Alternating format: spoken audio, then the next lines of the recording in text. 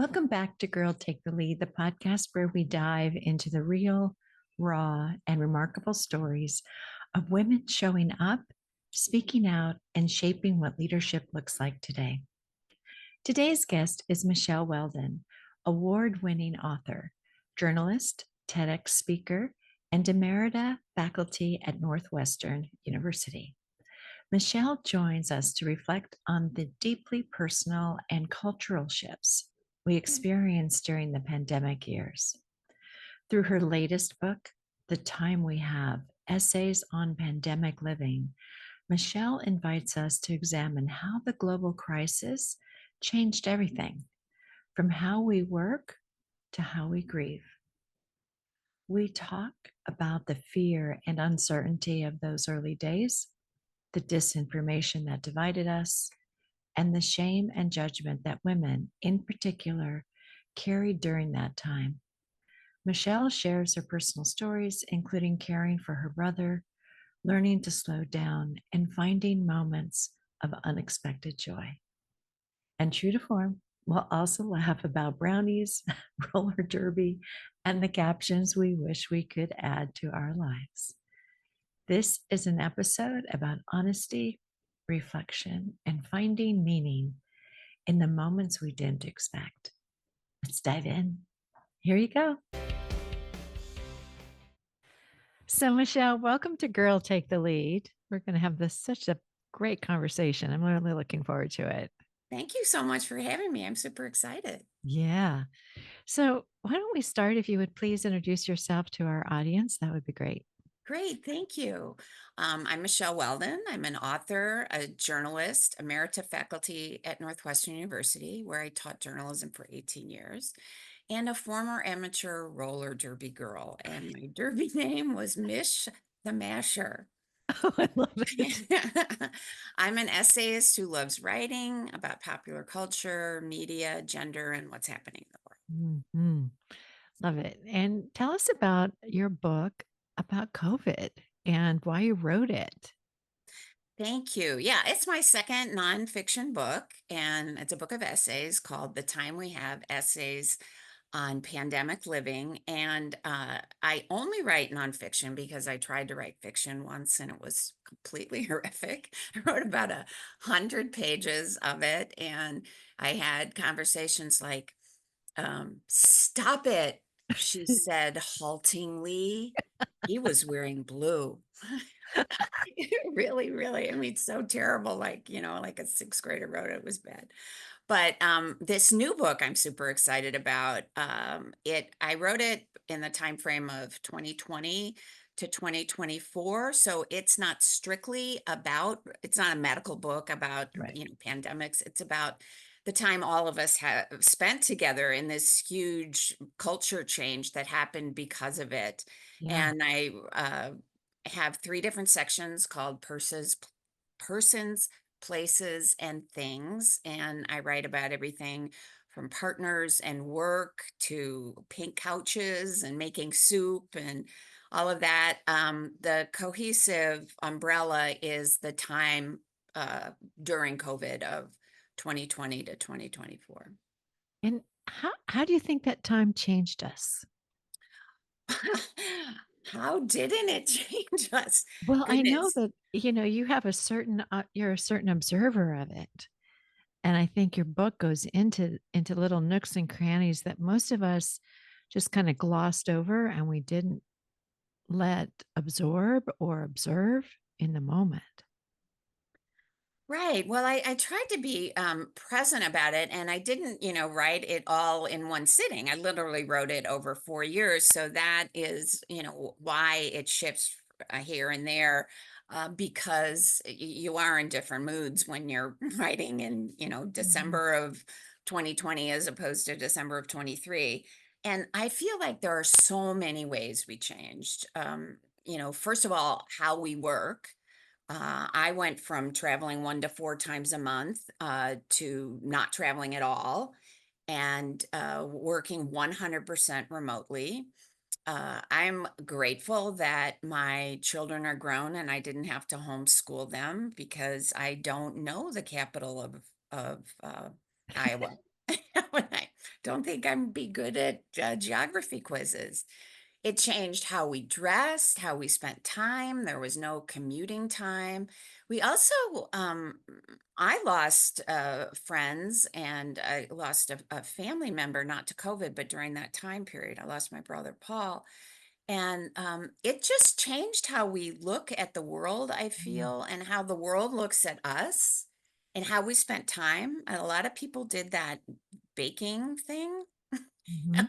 Yeah, there was lots of Baking bread? recipes I was like, running "Why would you around. bake bread when you can make, like, lemon squares?" Why be practical when you can use a Yeah, whole bag of sugar?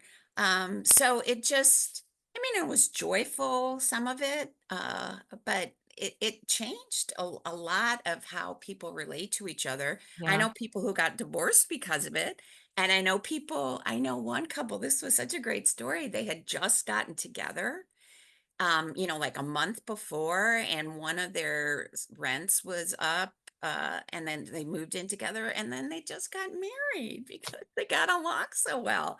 So it wasn't this great, terrible thing for many people. It was wonderful. yeah, A lot of things happened. yeah. A lot of you mentioned, some of the trauma that we went through and we shared together. Um, I worked in a hospital at the time as the director of marketing for the service lines, and we were all hands on deck, and doing whatever we needed to get done. It didn't matter really our job specifically as much as, how do we help the situation? And I just remember just being very focused, what needs to get done next, and that was really a wild time to be working in hospitals. Oh, absolutely. And the Yeah. mental health exhaustion of Oh, then healthcare workers they're and it was bad. right, and the threat every day to your life, Mhm. what could happen? And in the very beginning, it was so mysterious. We didn't Yeah. know a lot. Like, oh, is it in the air? If you sneeze, am I gonna get sick? If I touch the mail, am I gonna die?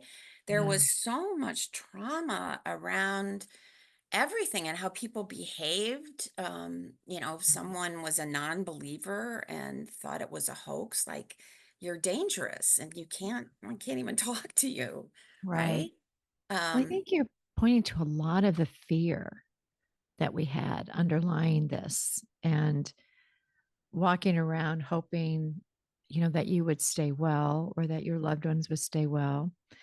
And I love to have the authors come on the show and read a little bit from their book. And can you read a passage for us about that fear? Because I thought that was so good the way you wrote it. well, thank you, Yoey. Sure, yes. Excuse me. Thank you. Sorry. Every interaction seemed to offer an incendiary fuse. One man in my neighborhood was caught on a phone camera in a raging tirade about a woman in line at Starbucks not wearing a mask.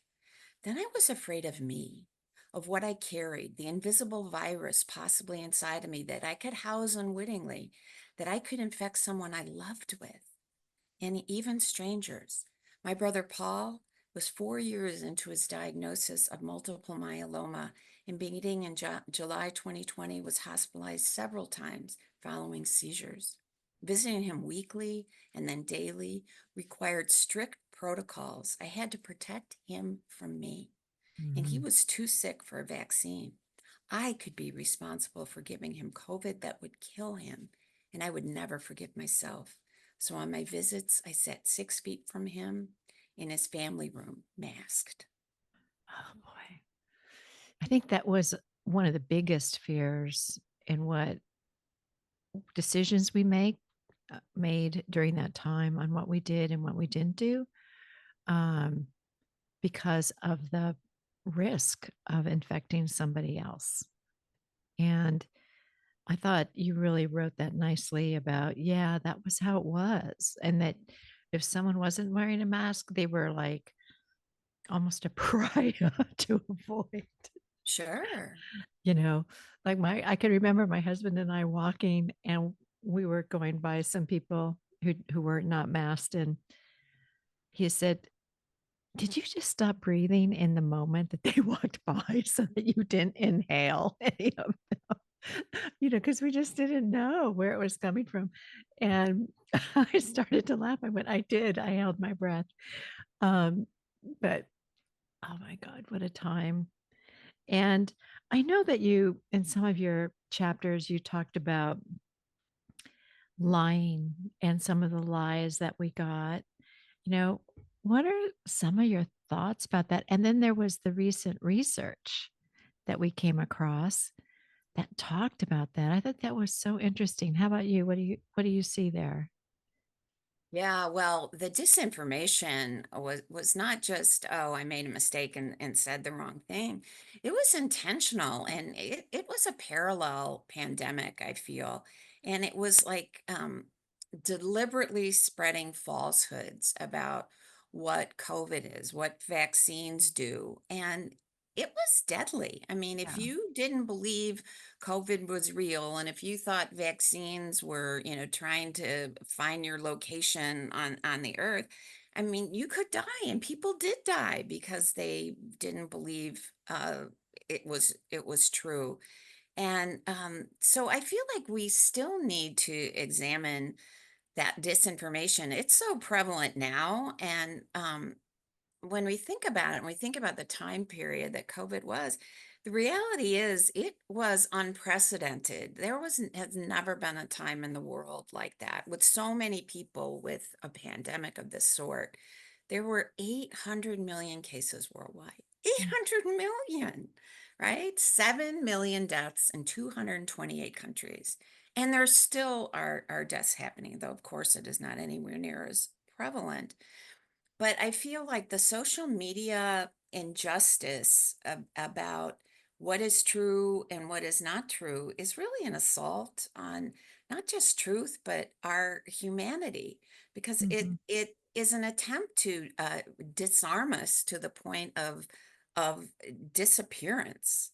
Yeah. So, that is so much to take in and to try and have discernment about what that is. And I was so glad that you pointed out that study Yeah. from Stanford about the cultural differences and how people reacted to COVID, which also ended up being whether or not they got the infection and whether or not they Mhm. survived. And that was a study of people in the US and Mhm. in East Asian countries, and it was because of what they called cultural defaults. That was the premier reason people behaved the way they did. In the US, we feel this individualism and exceptionalism, like, well, we can handle that, or I can be in control of, when actually you cannot be in control Mhm. of what is floating in the air. You can be in control of whether or not you protect yourself against it. And thinking that you can decide for or against what to do to fight COVID, as opposed to cultural um, predispositions toward being receptive and compliant Mhm. And to collected, right? yeah, And to think about the total. yeah, to people telling you what to do, and communities supporting you, following the laws and controls. So there are way fewer deaths in Yeah. East Asian countries than there were in the US, because we think we're so special. And I think it was interesting too, and I'll have the link to the article in the show notes, but in the US, when we first were hearing about this, it was, you know, watch it, we'll watch it, and we'll see how it goes. Where in some of the Asian countries, it was, we need to take this seriously right now.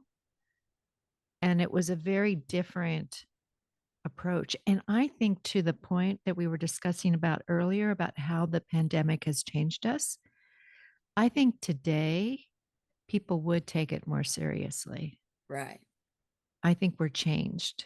That naivete we had right. about our independence, I think was really put to the test, and we came out of it going, "Whoa, we need to understand this more."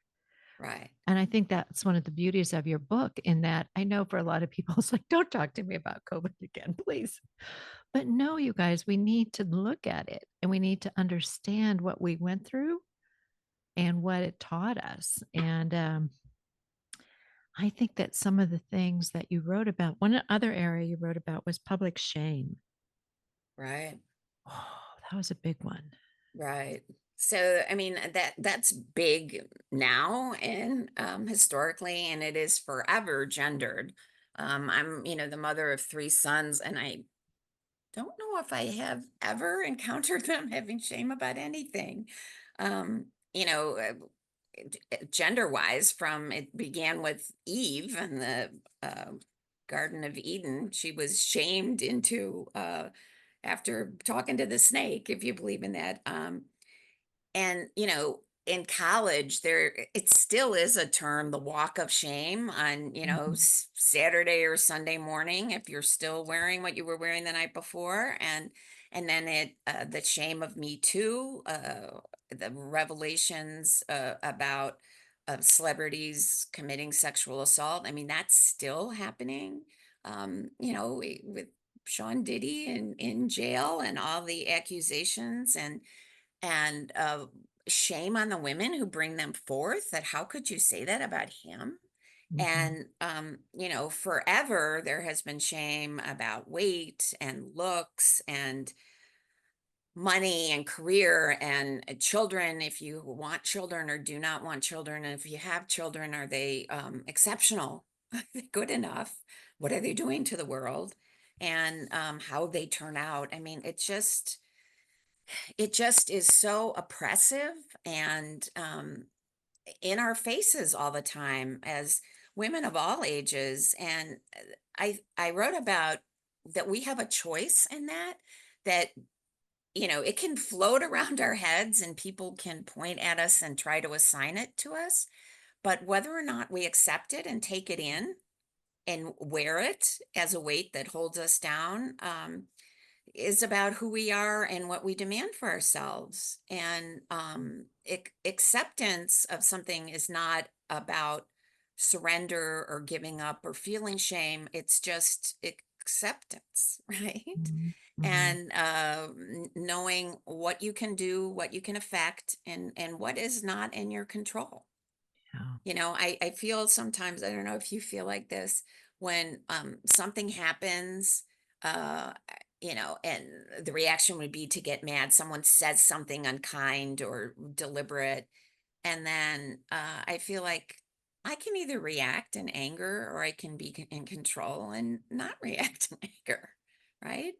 And like Yeah. sometimes I let things sit there in silence, which is very effective.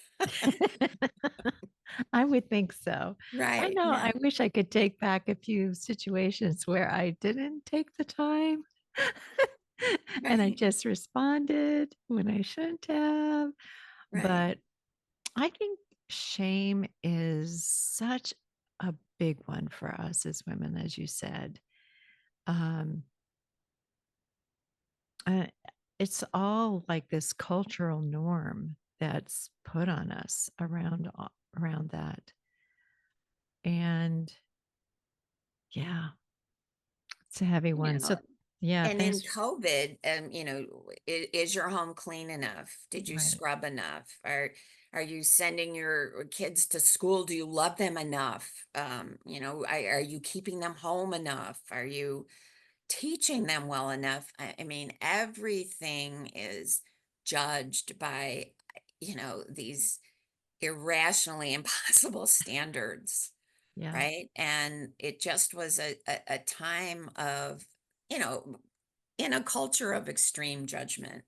Yeah. But it was a time I felt that everybody was judging your choices too. It's like, you went to a party with Aaron was like, no, it's outside and we all had masks on and everyone ate their own plates and it wasn't a buffet. And yeah, right. Exactly. Right. Oh, geez. I know you had a really fun section about needing captions. Why do we need captions? Well, I actually started the book with that, as you know, that was the first chapter, because I felt like that was my stand. This is really important.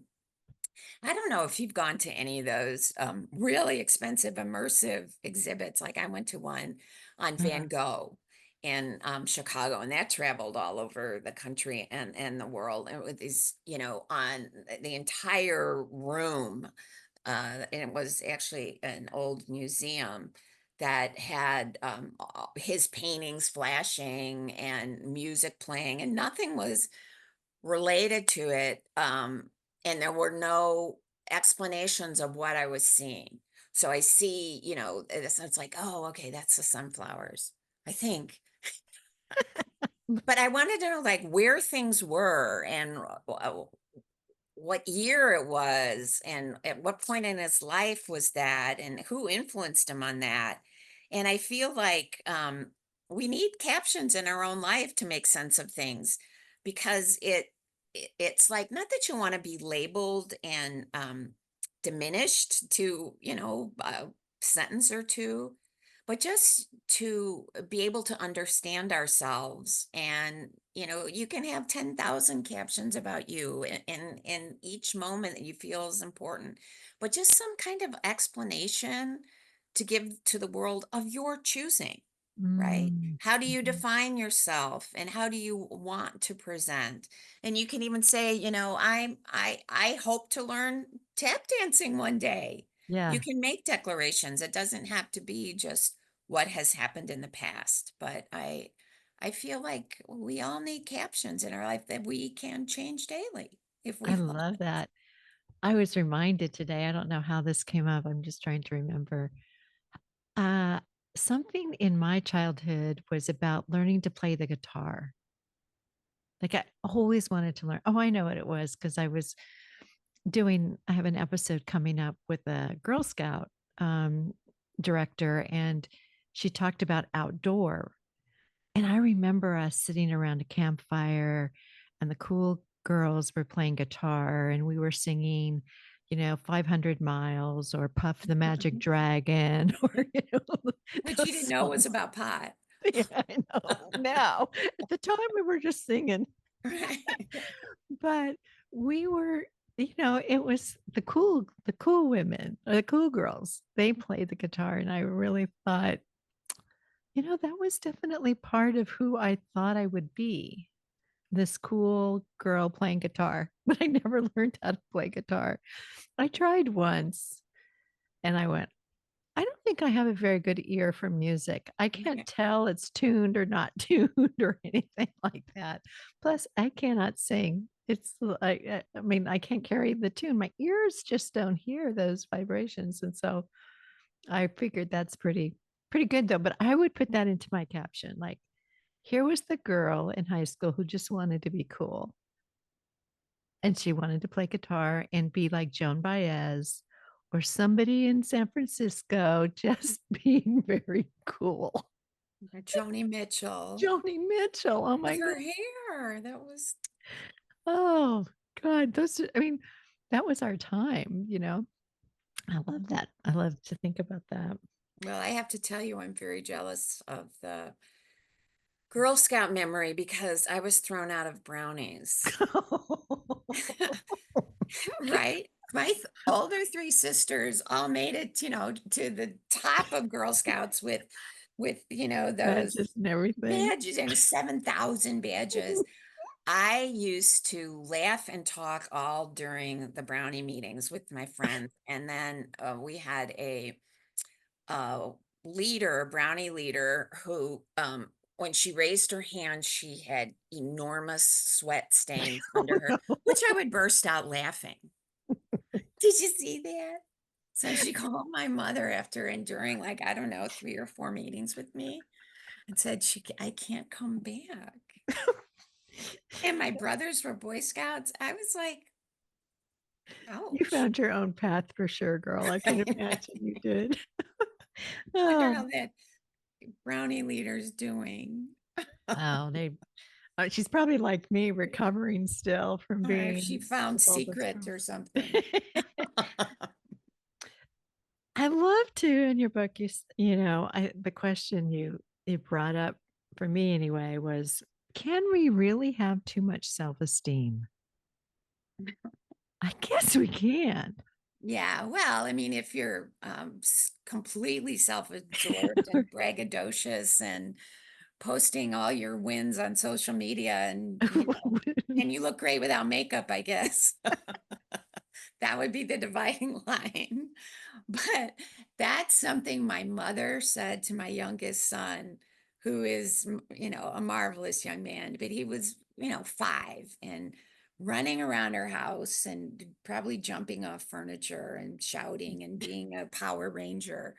And she just looked at me and said, "That child has too much self-esteem." I was like, "I don't think that's a thing, Mom." And yeah, maybe we're going to limit the time that we're here today. Right. But It is great though that the energy and the self-confidence that we see in kids, right? I mean, it's just so beautiful sometimes. And that's why that's right. I But guess I I'm think, yeah. my generation kind of overdid it, the trophy giving generation. It's like, you woke up today, here's a 7-foot trophy. You smiled today. They got participation awards and all Yeah, that. It's like, really another sticker? Okay. I know. I was guilty of that for sure. Oh, absolutely. If a sticker got them to pick up their socks, they got a stick. They got 10. I guess too, part of what we were doing, I'm sure, was to build something that we felt we didn't get That's enough of, right. right?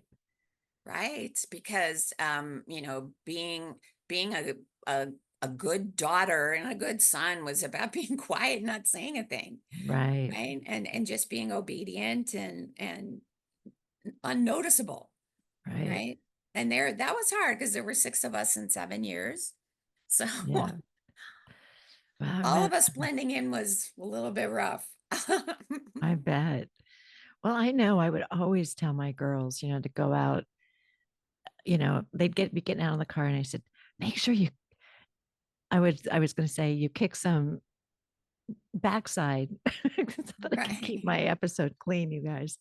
Um, and they would go, okay, mom. Okay. Yeah. I said, just do something really out there.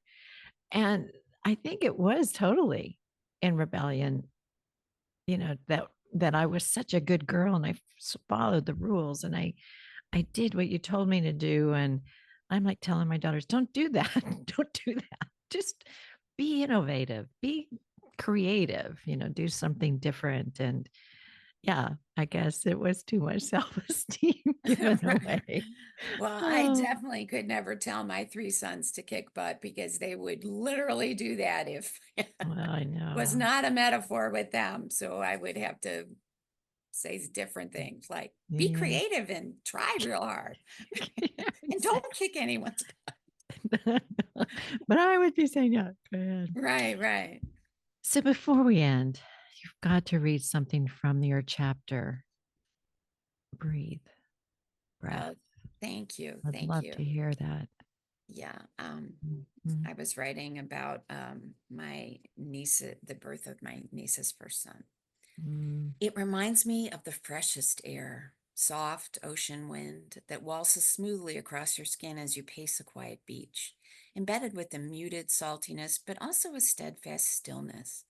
Not a blatant flowery scent like magnolias, roses, or lilacs, nor as distinguishable as fresh spring grass resurrected from winter or newly turned dirt, though it's assuredly all natural, untouched. Perhaps the smell is like trees, not regimentedly planted trees on a street busy with traffic, but trees in a forest, miles from interruptions and discord. This only one of its kind scent holds a determined earthiness, a saline tint that is clean, pure, and unlike any other smell I have experienced outside of a moment like this. Untouched, uncontaminated, and unimaginably intoxicating, Mm. hopeful. John Paul, the day-old newborn of my niece Tracy and her husband Dan, radiates this magnificent scent like an invisible aura. I greedily hold his small blanket swaddled body in her fourth floor hospital room, her husband beaming nearby, the late afternoon sun shining after the long, pale winter. He's my brother Paul's first grandchild, born almost a year after his death. John Paul is perfect, like a Mm. 15th century cherub painting, round, symmetrical, cheerful. I'm not here to do anything more than drink in the relief, gratitude, and wonder of the occasion, the triumph of his health. I am here to hold a 1 day old baby boy and marvel at how perfect he smells, how miraculously perfect he is. Even the gravitas of the pandemic and every worldly concern has stepped aside temporarily to allow the happiness its own separate space in this Mm. one small hospital room. It is one room on one maternity floor in one hospital in one COVID weary world where exhaustion dances into ecstasy with the welcome birth of each new miracle. You can smell the relief as Mm. if each exhalation explodes into beaming gratitude. Mm. Oh boy, touches my heart. Love when I have someone like you on the show that's written in a way that makes us feel and be there in the moment. And we definitely did. Thank you. Okay. So, how can our listeners and viewers find you and follow you and get your book? Everyone, go get this book because you No, need to. thank you for that. Mm. I'm on Facebook, LinkedIn, and I'm still on X. It's Michele Weldon, all one word, one L in Michelle, MicheleWeldon. And, the book is everywhere. Barnes and Noble, your independent bookstore, libraries, you can order it online, Mm. every Terrific. place. So, you know that I always ask guests, what would you tell your 20 something self today, Michelle? Well, the first thing I would say is wide leg trousers will come back, so don't throw them out. I look at it now and I'm like, I had 10 of those. Anyway, but And the seriously, bell bottoms came back and the bell too. bottoms, all those are gone. Anyway, the dreams you have, you can achieve one step at a time, and they can really, really happen. As a kid, as a 6 or 7 year old, I always wanted to publish books. I always wanted to be an author. I wanted to read something with my name on it. And here I am on your podcast talking about a book. So the dreams do come Mm. true. Oh, so cool. All right. And um, the last question. Oh, you did have, I know, had a chance to go to the store and check things out. And there was a particular card that you liked. Which one was it? The Brave Butterfly card. Yeah. My mother passed in 2002 and she loved butterflies. Her Mm. bedroom wallpaper was all butterflies. So my sisters and I are convinced my mother is a butterfly. Oh. And by the way, we think my late father is a cardinal, the bird, not the religious Does figure. he have a red breast? Because I just saw one come to our little feeder Oh, that that's him. we haven't had visit. So I'm wondering if Wow. he was just at our feet. Yeah, I was like, ask her good questions. Definitely. Thanks, Dad. She did. We tried our best. Thank you so much, Michelle, Oh, for my joining pleasure. me. This It was was so much fun. fun. It really Thank was you, fun for me yo. too. And appreciate your energy and your humor and your book. Thank you. Thank you. Thank you. Appreciate Mm. you so much. Thanks so much for joining us today. If Michelle's story sparked reflection or helped you process a piece of your own pandemic experience, I'd love for you to leave a review wherever you're listening. Your feedback helps us find these conversations and feel less alone in what they're carrying. And if you know someone who's still navigating the aftershocks of those years, whether it's grief, change, or figuring out what matters now, please send them this episode. You're always welcome in our Facebook group, Girl Take the Lead, or visit us at girltaketheleadpod.com for more episodes, resources, and cards and gifts that spark connection. We're also on YouTube. Just search at Girl Take the Lead and hit subscribe so you never miss an episode. And yes, the full episodes are also available on YouTube Music. A few of my favorite quotes from Michele. Shame is forever gendered, but we choose whether or not to carry it. Another, sometimes joy and grief dance in the same small hospital room. Here are 3 takeaways from today's episode. 1, the pandemic changed how we see ourselves, our relationships, and our work, and those lessons are still unfolding. 2, shame and judgment, especially for women, is culturally imposed, but we can choose not to wear them. And 3, even in seasons of loss, moments of beauty and connection can take our breath away. Coming up next week on Girl Take the Lead, you'll meet Jim Carlo, seasoned executive, leadership coach, and author of 6 Pillars of Executive Leadership, a roadmap to success. Jim's not your typical leadership expert. He brings heart, humor, and humility to the table. From standing up to bullies in middle school to leading tech teams through tough transitions, he shares powerful stories about what real leadership looks like: empathy, integrity, and courage when it counts most. It's a refreshing reminder that leadership isn't ego. It's about doing the right thing even when no one's watching. You won't want to miss it. Until then, take care of your heart, lead with intention, and remember, got this. Talk to you soon. Bye.